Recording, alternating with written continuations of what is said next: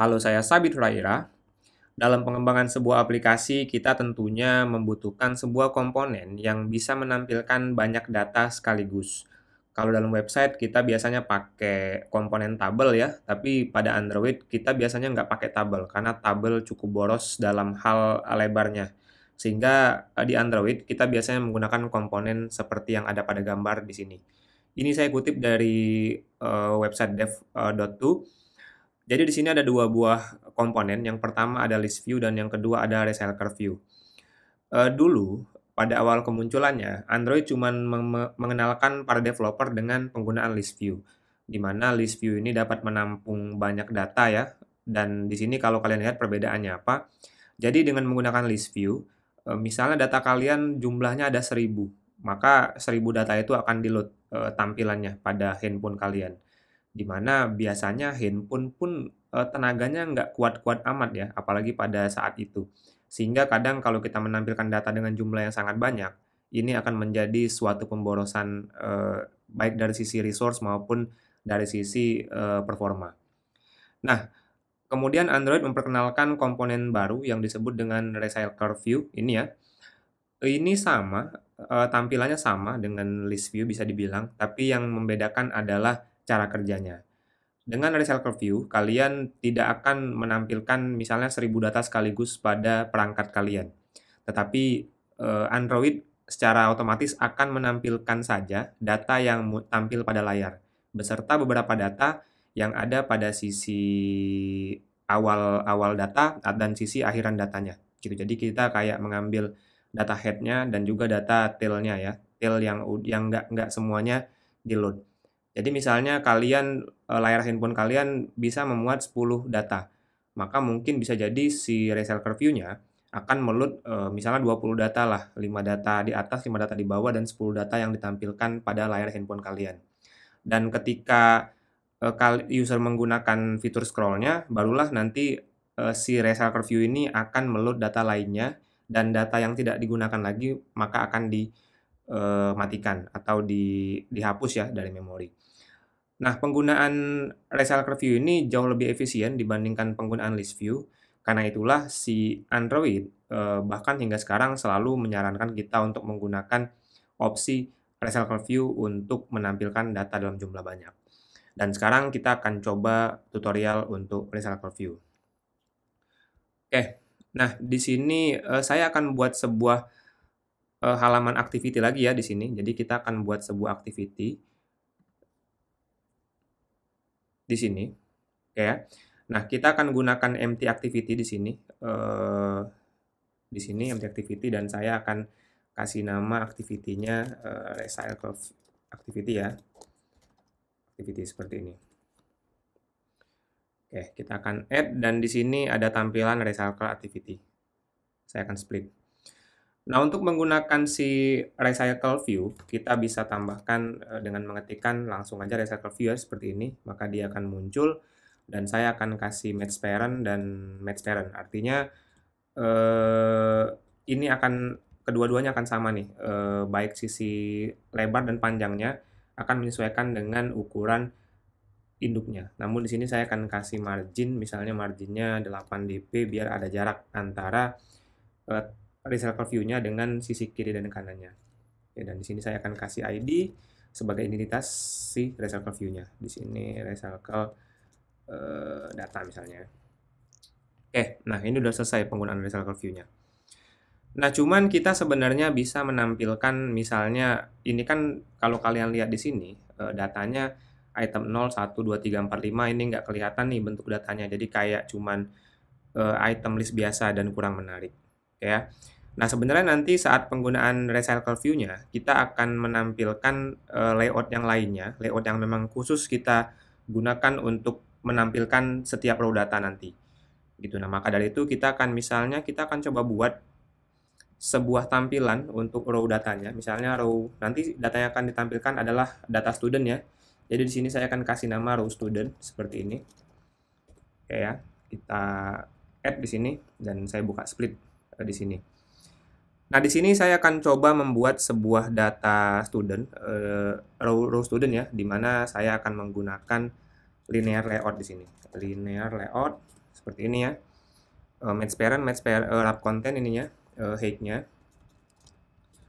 Kemudian saya akan berikan dia margin juga agar tidak mepet, 8 dp misalnya marginnya. Kemudian saya akan kasih orientation-nya vertikal di sini, vertikal seperti ini. Nah, misalnya dari data student, pada tutorial sebelumnya saya udah pernah bikin kelas student ya, di mana kelas student itu punya nama dan name. Jadi di sini saya akan menampung dua buah text view ya. Text view-nya ada nama, ini pertama text view yang pertama ya, match parent, ini wrap content, seperti ini, seperti ini. Kemudian ada text view kedua, ini juga saya akan gunakan match parent, ini wrap content. Kemudian saya tutup. Oke ya. Nah, yang pertama ini akan mengambil txt nama, name ya. Kemudian yang kedua ID-nya adalah akan saya arahkan untuk txt name seperti ini. Kemudian biar agak kelihatan sedikit bentuknya, saya kasih teks default lah kali ya. Teks default misalnya Joko di sini. Kemudian di sini teks default-nya saya gunakan misalnya di sini 1 2 3 4 5 6. Gitu ya. Nah, ini saya gunakan teksnya langsung diketik saja ya, nggak pakai resource langsung. Jadi ini hanya untuk mempercepat. Jadi tapi tidak untuk ditiru ya. Kalian baiknya menuliskan teks ini pada resource kalian. Gitu. Nah, di sini untuk membedakan, jadi kalau kita zoom di sini ya, nah ini ada Joko dan Nip. Biar kita tonjolkan namanya, maka kita harus mengatur ukurannya di sini. Saya akan atur ukurannya misalnya di sini 16 SP sorry, untuk Joko. Dan si Nip saya akan kasih 13 SP misalnya. Seperti ini. Nah, ini jadi kelihatannya bedanya, atau kalau kurang besar saya kasih 18 deh ini. Nah, ini Joko, ini NIM-nya. Gini ya. Jadi untuk mempercantik kita juga bisa kasih background di sini. Misalnya saya kasih background color, misalnya saya mau ngasih colornya gray ya, sehingga di sini saya akan tambahkan sebuah color lagi pada resource colornya. Saya akan kasih warna gray dengan seperti ini. Ini ya, ini agak-agak gray ya. Jadi di sini saya akan kasih warna color gray seperti ini. Nah, ini agak gelap sedikit. Oke, biar ada jarak sedikit antara backgroundnya, saya juga akan kasih padding 8 dp misalnya. Nah, ini. Jadi inilah nanti bentuk dari row yang kita gunakan. Nah, row ini bisa kita implementasikan atau kita simulasikan pada si recycle view yang udah kita buat tadi. Dengan cara kita masukkan list itemnya, tools, list item propertinya, kemudian kita pilih layout mana yang kita gunakan sebagai list itemnya. Misalnya yang ini. Nah, maka dia akan kelihatan seperti ini. Nih. Ya, jadi kalian bisa melihat langsung contoh dari si recycle view-nya atau simulasinya. Gitu. Oke, nah ini sudah selesai kita membuat tampilan pada activity maupun pada row student. Sekarang kita akan masuk ke dalam materi ini student. Jadi yang pertama, kelas yang nantinya akan kita masukkan ke dalam recycle view nanti adalah kelas student. Jadi nanti akan ada banyak student, dan karena kelas student yang ini akan digunakan sebagai nilai pada recycle view, dia harus kita bikin dalam bentuk parcel label. Tapi di sini kebetulan kita sudah gunakan ya, kita sudah masukkan dia sebagai parcelize di sini, jadi ini udah nggak masalah. Oke. Yang kedua, komponen lain yang perlu kita lengkapi dari sebuah recycle view adalah adapter. Jadi di sini kita akan menambahkan sebuah adapter Kotlin class dengan nama misalnya student adapter ya di sini, seperti ini. Nah, ini jadi kita harus buat sebuah nilai adapter. Oke, nah di mana si adapter ini nanti akan kita inheritance nilai dari recycle view ya, ini recycle view titik adapter. Nah, ini titik adapter, cuman di sini adapternya kita akan masukkan generic tipenya ya. Jadi sini kita akan gunakan student adapter titik view holder. Nanti kita akan masuk ke sana. Kenapa bisa ada view holder ini? Nah, ini seperti ini. Jadi dia akan menginheritance kelas recycle adapter dengan jenis data yang kita definisikan di sini, student adapter view holder. Oke ya. Cuman di sini kita pada student adapter kita bahkan belum mendefinisikan view holder ini. Oke, maka dari itu kita harus mendefinisikan nilai view holder ini. Gitu. Sorry, ini saya ganti aja deh biar nggak rancu nanti. Ada banyak view holder masalahnya, jadi kita akan ganti dengan data view holder. Oke, jadi pertama kita akan buat sebuah kelas namanya data view holder seperti ini, di mana ini akan mengacu kepada nilai item view seperti ini ya, dan dia akan ini viewnya ini ya, dimana dia akan menginheritance nilai dari recycle view titik view holder. Nah, ini tadi saya ganti nilainya namanya karena biar nggak banyak yang sama ya. Nah, seperti ini. Oke, nah di sini maka dari itu udah hilang nih error yang ada di inheritance adapter tadi karena kita udah definisiin di sini. Nah, di sini kita akan definisiin yang pertama, kita akan definisikan nilai txt name tadi ya. Karena di sini kita punya jadi saya jelasin dulu nih. Jadi si view holder ini tugasnya adalah mendefinisikan nilai yang ada pada row student ini. Oke, dan di sini kita punya txt name dan juga txt name. Gitu ya. Jadi di sini saya akan definisiin txt name yang punya tipe data text view, dan dia akan find view by id tapi by item ini ya ke r.id.txt name. Nah, ini begitu juga dengan si txt name seperti ini akan mengacu ke txt name seperti ini. Oke. Nah, di sini si kelas student adapter menampilkan error. Kenapa dia error? Karena dia sudah menginheritance nilai recycle view adapter, tapi ada beberapa function yang belum kita definisikan. Di sini function onCreate view holder belum kita definisikan. Maka dari itu kita akan coba menambahkan override-nya. Ini ya, onCreate view holder yang pertama kita generate. Kemudian dia masih error karena onBind view holder juga belum. Jadi kita ini lagi onBind view holder seperti ini. Dan dia juga masih error karena get item count juga belum ditambahkan. Jadi kita override lagi. Ini ya, get item count. Dan ini hilang nih baru errornya. Oke ya. Oke, nah yang pertama terkait dengan onCreate view holder. Jadi ini tugasnya sama seperti namanya, onCreate view holder. Artinya apa? Artinya ini bertugas untuk membuat view holdernya. Oke.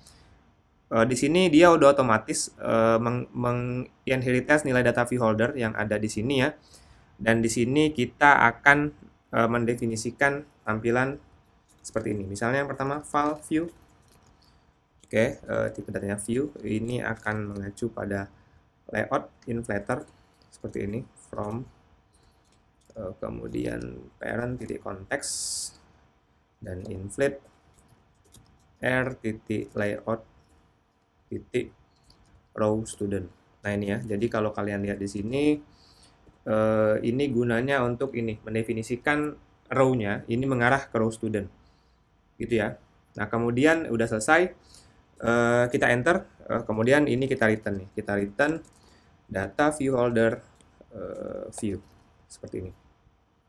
Oke ya, ini untuk create view holder. Kemudian ada juga metode untuk onBind view holder. Seperti kalian lihat dari namanya, dia membinding view holdernya. Di sini tugasnya apa? Tugasnya di sini kita akan mengeset membinding nilai yang ada pada data kita, pada suatu data yang bergerak kepada view holdernya, kepada tampilannya.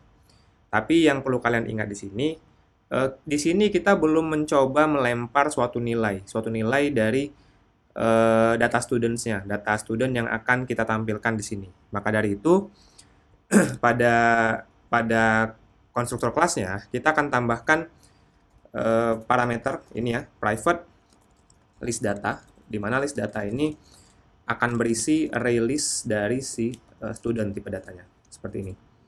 Ya, jadi ketika orang manggil kelas student adapter atau mendefinisikan kelas student adapter, mereka juga harus mendefinisikan parameter ini, list datanya.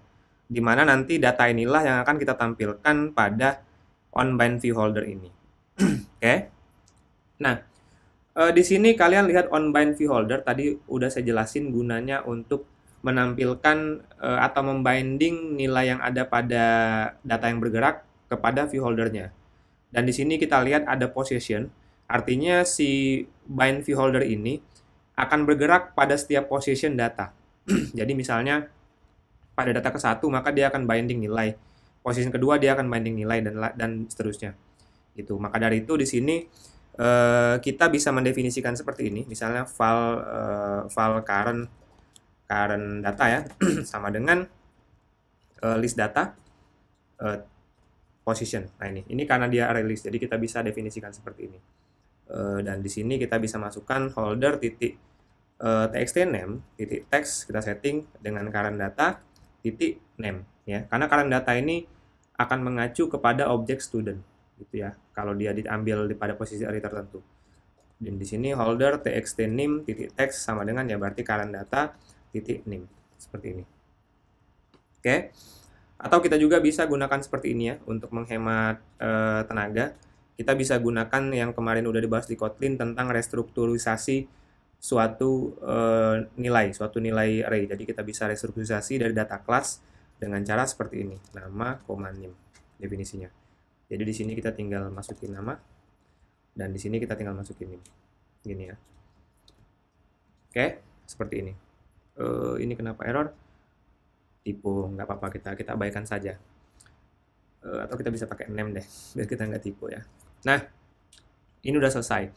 Dan yang terakhir, kita diminta untuk mengimplementasikan nilai pada getItemCount. Kalau getItemCount ini sebenarnya kita menentukan berapa sih jumlah item yang ada pada adapter ini. Dan udah pasti jumlah itemnya adalah sejumlah panjang list data ini. Jadi kita di sini akan return list data titik count ya, count nih seperti ini. Oke, nah itu untuk si student adapter. Ini udah selesai untuk adapternya dan sekarang kita akan balik ke activity-nya. Nah, bagaimana cara kita untuk menampilkan si adapternya itu ke dalam activity ini, ke dalam si ke dalam recycle view-nya si activity. Yang pertama kita tentu harus mendefinisikan nilai dari si ini recycle view ini ya, biar kita bisa menghubungkan nilainya. Jadi kita akan definisi seperti ini, recycle data, ini recycle view seperti ini ya. Kita kasih lihat ini gini,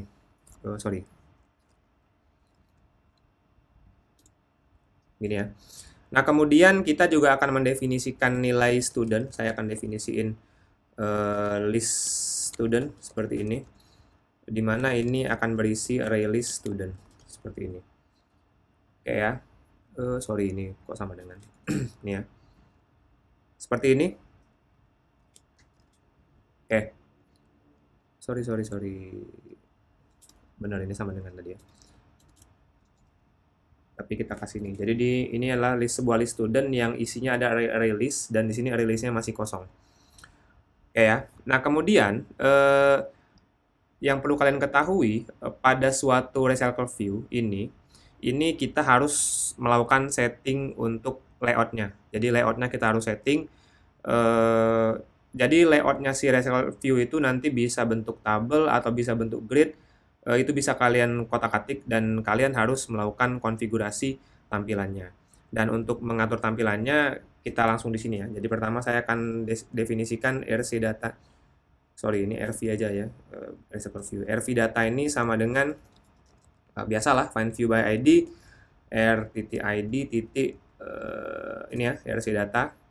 Kemudian di sini saya akan setting RV datanya, kita set hash fix-nya true ya. Ini ya.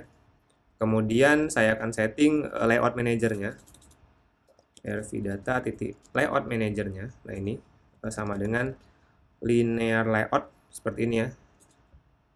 Manager this. Nah ini. Jadi kita akan menggunakan tampilan linear layout. Kemudian ini udah selesai nih sebenarnya.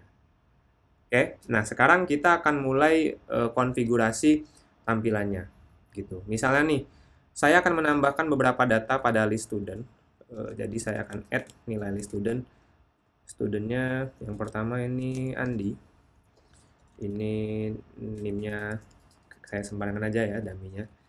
Tapi nah ini. Kita akan tambahkan beberapa. Di sini ada Andi, ada Robert, ada juga Joko, ada juga Zack, ada juga misalnya Saber, ada juga Messi di sini ya.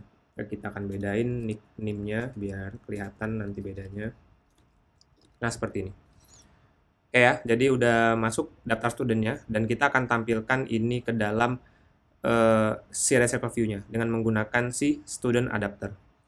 Yang pertama, kita akan definisikan adapternya. Jadi list student adapter. Student adapter. Gini ya, sama dengan kita panggil kelas student adapter. Dan tadi dalam parameternya kita perlu masukin si list student.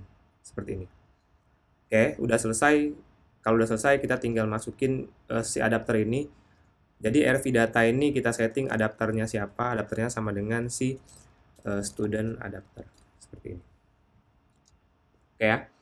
Kita akan coba tampilkan ini, tapi kita akan tampilkan melalui main activity ya. Jadi pada main activity saya akan tambahkan satu buah button lagi. Dan ini karena udah banyak banget tampilannya, mungkin saya akan rubah dulu ya. Saya akan rubah dulu ini pakai linear layout saja. Tapi di sini orientationnya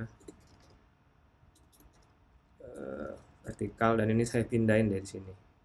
Biar dia dari atas. Nah, ini ya. Dan button-button ini akan kita pindahkan ke sini, ke bawah, ke dalam linear layout ini. Nah, di sini. Oke ya, saya kasih padding barangkali ya, padding 8 dp. Nah ini buttonnya mungkin saya kasih match parent aja biar full aja semuanya. Juga match parent. Dan saya akan tambahkan button baru nih, button baru gunanya untuk recycle view tadi ya. Kalau seperti ini, go to recycle,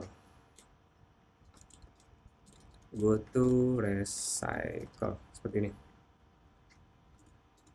Oke ya, seperti ini. Nah sekarang saya akan atur di activity-nya dulu. Jadi di activity-nya saya akan mencoba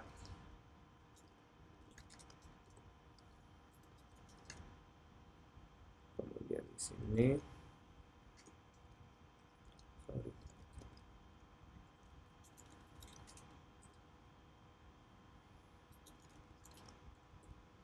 Kemudian di sini, nah di sini saya akan panggil ya, saya akan panggil ketika btn recycle ini diklik seperti ini, maka saya akan intent destination sama dengan intent main activity dan di sini kita akan panggil recycle activity di sini.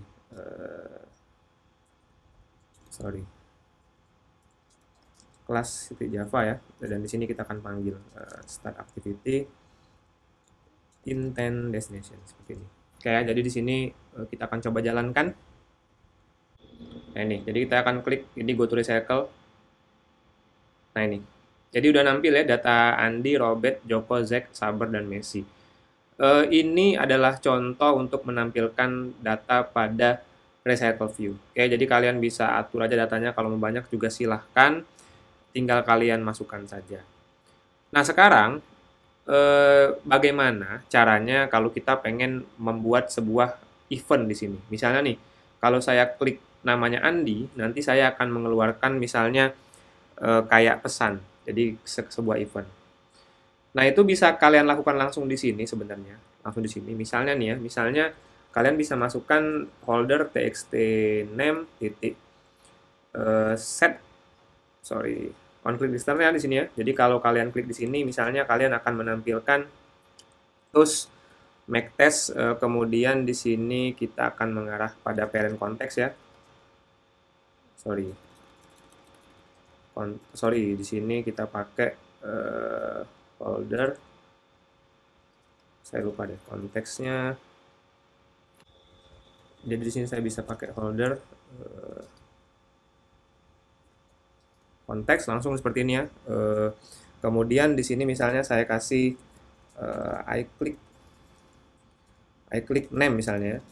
Di sini ya saya masukin I click txt name seperti ini. Kemudian di sini lengshot ya, di sini baru show seperti ini. Nah, ini bisa aja kalian jalanin segini. Jadi kalau kalian running ulang, maka dia nanti bisa menjalankan ya, bisa menjalankan klik pada halamannya. Dan misalnya kalian ke sini, kemudian kalian klik Andy. Nah, ini dia menampilkan txt name.